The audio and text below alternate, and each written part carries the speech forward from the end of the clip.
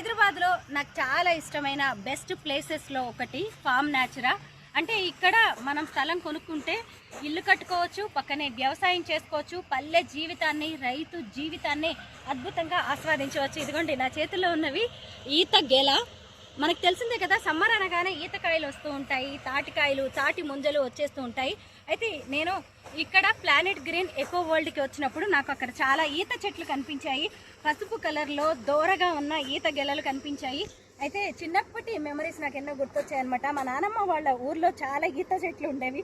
Summer వచ్చిందంటే చాలు హాలిడేస్కి మేము ఊరు వెళ్ళిపోతూ ఉండేవాళ్ళం. అక్కడ జిట్టీత, జమ్మీత అని చెప్పి చిన్న ఈత చెట్ల నుంచి చాలా పెద్ద ఈత చెట్ల వరకు ఉండేవి. ఆ కాయలన్నీ కోసుకునేవాళ్ళం.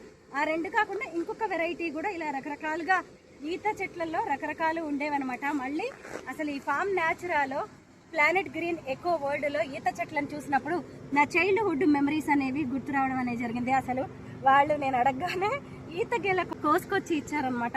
ఈ ఈత గెలను తీసుకెళ్ళి ఇప్పుడు మగ్గబెట్టాలి, మళ్ళీ ఇవి ఈతకాయలు పండినప్పుడు తినాలి. అలా నాకైతే భలే అనిపిస్తూ ఉంటుంది. ఫామ్ న్యాచురాకి, ప్లానెట్ గ్రీన్ ఎకో వరల్డ్కి నేను వచ్చినప్పుడల్లా అలా చైల్డ్హుడ్లోకి వెళ్ళిపోతాను. నా చిన్ననాటి మెమరీస్ని ఇలా గుర్తు చేసుకుంటూ ఉంటాను. Thanks to planet green eco world farm Natura. ఎందుకంటే నన్ను ఇలా బాల్యంలోకి తీసుకువెళ్ళడం, మళ్ళీ ఆ రోజుల్ని గుర్తు చేసుకునేలా చేయడం అనేది నీకు మాత్రమే సాధ్యం. నేను ఈత గెలలు చూపించానుగా, ఇదిగోండి మేము రోడ్డు మీద ఆఫీస్కి వెళ్తుంటే తాటి ముంజలు కనిపించాయి. తాటికాయలు డజన్ 100 రూపాయలంట. చూడండి ఎన్ని తాటి గెలలు ఉన్నాయో, ముంజ గెలలు.